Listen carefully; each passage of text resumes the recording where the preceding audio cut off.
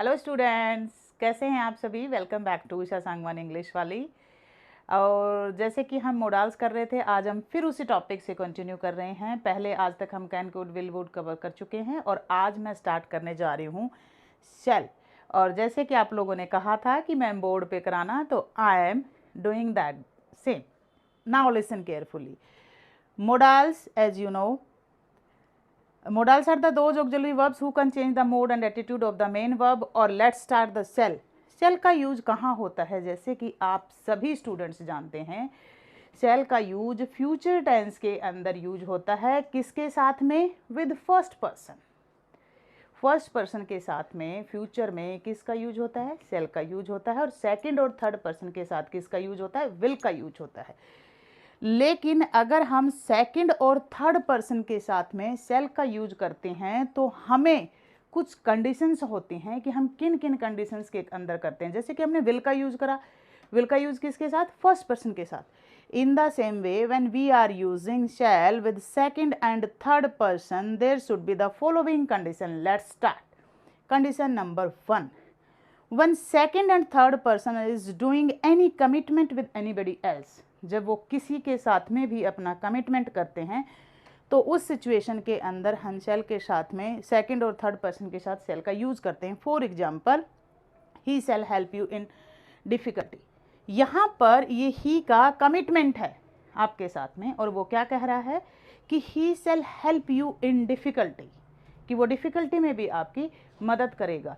और यहाँ पर जब ही लग जाता है shall के साथ में, तो we are 100% sure that it will work.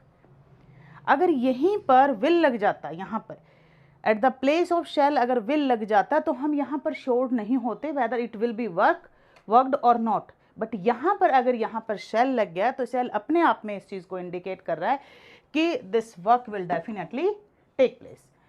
So next point, he shall help you in difficult situation. You can take 2 or 3 more examples also. He shall help you during your examinations. He shall share his notes, whatever it may be. ये आपके ऊपर depend करता है कि आप इसके कितने more examples बना सकते हैं।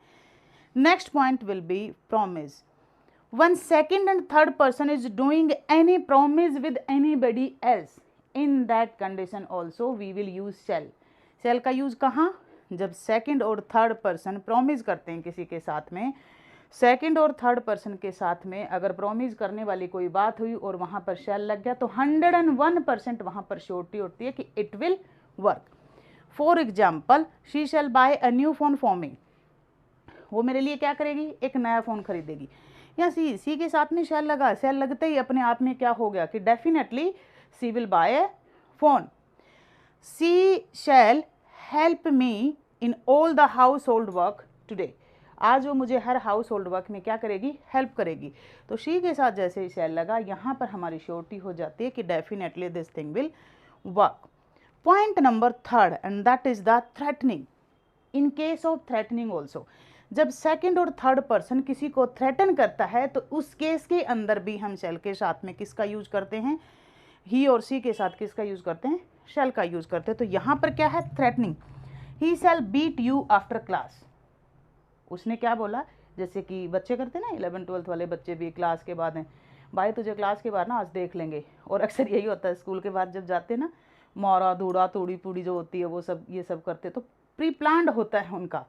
और यहाँ पर अगर कोई कहता है कि ही shall beat you after class, he shall beat you after school, he shall beat you during the afternoon, he shall beat you once you leave your school, so many examples are there।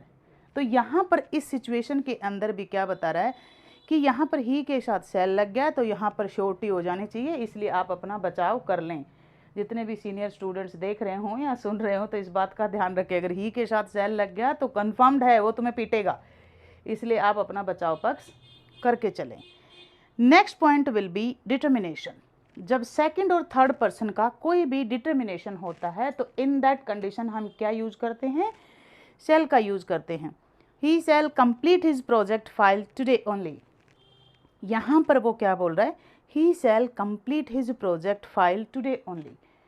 आज की date में वो अपनी project file को complete करेगा। ही के साथ shall लगते ही यहाँ पर ये क्या चीज़ दिखा रहा है कि this is the determination of he that he will complete his work today only, right? He shall complete his work, he shall complete his project file today only. तो यहाँ पर जैसे ही shall का यूज हो गया ही के साथ में, तो यहाँ से क्या समझ में आया आपको कि this work will definitely take place. Now the next point and that is the compulsion. जब सेकंड और थर्ड पर्सन के सामने कोई भी कंपल्सन होता है तो उस सिचुएशन के अंदर भी हम किस चीज़ का यूज करते हैं? Use of shall. He shall reach school by 8 AM. यहाँ पर क्या है? ही के ऊपर कंपल्सन है कि he has to reach to school at what time? 8 AM. 8 AM उसे स्कूल पहुँचना ही पहुँचना है. और ऐसे सिचुएशन के अंदर हम क्या करेंगे? सेकंड और थर्ड पर्सन के साथ कौन सा यूज करेंगे? शैल का यूज करेंगे. तो ये था आपका use of shall. Hope so you understand very well. और इसी के साथ में आपको थोड़ा सा इसको करने के लिए क्या करना है? पहला जो काम करना है वो देखो. फ्यूचर यूज के लिए use of shall with first person कैसे करेंगे? He shall buy fruits for me. He shall give me a notebook. He shall give me 500 rupees. He shall go to market. He shall buy a new shirt for me. Examples हो गए. दूसरी बात, commitment के examples में he shall help you in difficulties. यहीं पर he shall help you in preparing notes. He shall help you in preparing your project file. He shall help you in teaching you any work. He shall help you what ever the situation it may B. उसके अंदर जब ये क्या दिखाना है आपको? Second और third person का कमिटमेंट. उसी के साथ में फिर ये प्रोमिस आ जाएगा कि she shall buy a new shirt for me on my birthday. मेरे बर्थडे पे क्या करेगी? एक नई शर्ट मुझे खरीद के देगी. प्रोमिस. थ्रेटनिंग के अंदर फिर वही बता दिया मैंने आपको. सो मैनी एग्जाम्पल्स आप दे सकते हो. He shall beat you after tuition class. He shall bat you after school. He shall beat you once you leave your house. Whatever it may be. Determination के अंदर भी इसी तरह से he shall complete his project file today only. He shall submit his project file today only. Whatever it may be. तो इसी के साथ में आपको क्या करना है? पहले फ्यूचर टेंस का, उसके बाद में सेकेंड और थर्ड पर्सन के साथ में writing 5 points you will write more examples. ठीक है. And now start use of should. Starting with should. अब हम किसके साथ में स्टार्ट करने जा रहे हैं? यूज ऑफ शुड करने जा रहे हैं. जैसे कि आप सबको पता है should is the past tense of shall. Shall का क्या है? ये बेटा पास्ट टेंस होता है. ठीक है. और सबसे ज़्यादा जो इसका पास्ट टेंस हम यूज करते हैं वो किस में करते हैं? डायरेक्ट से. जब इनडायरेक्ट स्पीच में कन्वर्ट करते हैं तो in that condition we are using that thing. तो यहाँ पर मैं आपको एग्जांपल दे रही हूँ कि should is used as the past tense of the shall. और ये किस में यूज होता है? In indirect speech. अब एग्जांपल देखो बच्चों. I shall not do this work. I shall not do this work. This is the direct speech. और इस डायरेक्ट स्पीच को अगर हम इनडायरेक्ट स्पीच में चेंज करेंगे तो आई शैड कंजक्शन लगा हमारे पास में दैट, क्योंकि फर्स्ट पर्सन है, फर्स्ट पर्सन चेंज नहीं होता है. तो ऐसी सिचुएशन में क्या हो गया? First person according to subject. Subject I है तो आई का आई रहेगा. आई शैल की जगह पे क्या हो जाएगा बेटा? शुड. तो यहाँ पर क्या हो गया? Past tense not do that work. इसी तरह से we can give more examples. हम और एग्जाम्पल्स में इसी तरह से दे सकते हैं जहाँ शैल का क्या हो जाएगा हमारे पास में? शुड. तो पहला जो पॉइंट होता है वो किसी भी मॉडल का, चाहे विल का वुड हो जाता है, कैन का कुड हो जाता है, मे का माइट हो जाता है, इन द सेम वे शैल का शुड हो जाता है. अब यहाँ पर जो सबसे ज़्यादा ज़रूरी चीज़ देखने वाली है वो है हमारे पास use shall is use to show the moral duty publicly. जब हम स्पीकिंग करते हैं या in during the communication skill जब हम करते हैं तो उसमें क्या होता है? For moral duty. Moral duty के लिए हमें किसका यूज करना पड़ता है? Use of should. और सबसे बड़ी जो खासियत है वो ये है कि इस मोरल ड्यूटी में it is not compulsion on the listener.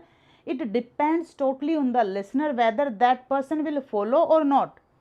Otherwise इस कान से सुनेंगे और इससे निकाल देंगे. आपको पता है ना इस वक्त के ऊपर क्या हालात. आप किसी को भी एडवाइस दे दो, इधर से सुनते हैं, सीधा बोलते हैं भगवान ने 2 कान दिए, इधर से सुनो, इधर से निकालो. ऐसे ही होता है ना. अब सुनो, तो मोरल ड्यूटी के अंदर भी जो स्पीकर है वो मोरल एजुकेशन दे सकता है, ऑब्लिगेशंस बता सकता है, वो एक्सप्रेस कर सकता है फीलिंग को, लेकिन वो थोप नहीं सकता. यहाँ पर वो बाउंड नहीं है. फॉर एग्जाम्पल मान लो मैं स्कूल से जैसे ही मैं स्कूल से निकली, उस टाइम के ऊपर क्या होता है? 2 स्टूडेंट्स आर फाइटिंग और वहाँ पर मैं बोल देती हूँ students you should not fight. अब वो कौन सा एरिया है? स्कूल के आउटर एरिया है. यहाँ स्टूडेंट्स के ऊपर डिपेंड करता है कि वो मेरी बात एज ए टीचर ले रहे हैं या नहीं ले रहे। वहीं पर अगर ये स्टूडेंट क्लास में होते तो इन्हें बाय हुक और बाय क्रुक मानना पड़ता है, क्योंकि वहाँ पर क्या है, दे आर बाउंड। लेकिन यहाँ पर ये बाउंड नहीं है। और इसी तरह से क्या होता है, मेरी मोरल ड्यूटी थी, मैंने उस मोरल ड्यूटी को एक्सप्रेस करा और यहाँ पर मैंने किसका यूज़ करा, शुड का यूज़ करा। अब देखो कुछ और एग्जाम्पल्स हम देख लेते हैं। For example, we should not tell lie. हम अपने घर में अपने बच्चों को बताते हैं, किसी को बताते हैं, बेटा हमें झूठ नहीं बोलना चाहिए। अब बच्चा दिन में 4 बार बोलेगा, इंस्टा कितनी देर चलाया था बेटा, मैंने चलाया ही नहीं, और वो सारा दिन इंस्टा चलाता है ना। आप लोग भी करते हो ना, यस पता है मुझे। You should not abuse anyone. दूसरा एग्जाम्पल हम क्या देते हैं, you should not abuse anyone, कि आपको ना अब्यूज नहीं करना चाहिए। लेकिन उसके बावजूद भी जैसे ही आप लोग फ्रेंड सर्कल के सामने खड़े हो जाते हो तो कूल डूड बनने के लिए पूरी अब्यूजिंग लैंग्वेज यूज़ करते हो। ये भी मुझे पता है, लेकिन मैं बोलती नहीं कुछ भी, पता है ना। Children should respect elders. अब हम बच्चों को क्या बोलते हैं, यू शुड रेस्पेक्ट एल्डर्स। लेकिन क्या एल्डर्स की रेस्पेक्ट सच में करते हो? कोरोना काल के बाद तो बिल्कुल भी नहीं, सिर्फ बेवकूफ़ बनाते हो, है ना। कोई बात नहीं, बना लिया करो, बच्चों का यही काम होता है। She should control her anger, she should control her temper. अब देखो आजकल बच्चे क्या हो गए हैं, खान पान, मोबाइल, लैपटॉप, स्ट्रेस, इनकी सब वजह से क्या हो जाता है, टेम्पर को ऐसे करते थे ब्लास्ट। लेकिन यहाँ पर भी एक मोरल ड्यूटी है, चाहे बीइंग ए टीचर, चाहे बीइंग ए पेरेंट। यहाँ पर क्या करा, she should control her temper, उसे अपने टेम्पर को कंट्रोल करना चाहिए। लेकिन बच्चा फिर वो बोलता, 2 कान दिए भगना, इधर से सुनने का और इधर से निकालने का, है ना, ऐसे ही करते ना। अगला है हमारा use to give advice. 2 important चीज़ें हैं, एक है मोरल ड्यूटी और एक है हमारे पास में एडवाइस। लेकिन फिर यहाँ पर दोनों ही केस के अंदर वही बात आ जाती है कि जो लिसनर है वो उसके ऊपर डिपेंड करता है कि वो आपकी बात को सुनेगा या नहीं सुनेगा। It is not compulsion on listener, listener पे कंपल्सन नहीं है। वो अच्छी बात है अगर उसके अंदर गट्स हैं, अगर गुडविल है, अगर उसका अपना खुद का कैरेक्टर है तो। अब सुनो, यहाँ पर क्या था, एक मोरल ड्यूटी और एक हमारे पास में क्या है, एडवाइस। एडवाइस दोनों ही कंडीशनों के अंदर मैंने आपको बता दिया कि मोरल ड्यूटी और एडवाइस के अंदर स्पीकर के ऊपर डिपेंड करता है, लिसनर के ऊपर डिपेंड करता है, वो मानेगा या नहीं मानेगा। हमने क्या बोला, you should not laugh at his mistake, आपको उसके मिस्टेक पे नहीं हंसना चाहिए। You should choose right path, you should ओबे your parents, you should note abuse the small children. ये यहाँ पर क्या कर रहा है, स्पीकर यहाँ पर एडवाइस दे रहा है, लेकिन ये टोटली पर्सन के ऊपर डिपेंड करता है कि वो इस एडवाइस को मानेगा या नहीं मानेगा। उसके बाद में used with lest in negative sense, ये यहाँ पर कॉम्पिटिटिव एग्जाम में भी आ सकता है। और आपको एक और बात बता दूं, जो इंटीग्रेटेड ग्रामर के अंदर ओमिशन और ओमिटिंग आता है वहाँ पर भी ये हमारी हेल्प करता है कई बार, कि शुड के साथ में हमें किसका यूज़ करना पड़ता है, लेस्ट का यूज़ करना पड़ता है। लेकिन सेंस होगी वो कौन सी होगी, नेगेटिव सेंस होगी। Run fast लेस्ट you should miss the train, जल्दी भागो नहीं तो आपकी ट्रेन छूट जाएगी।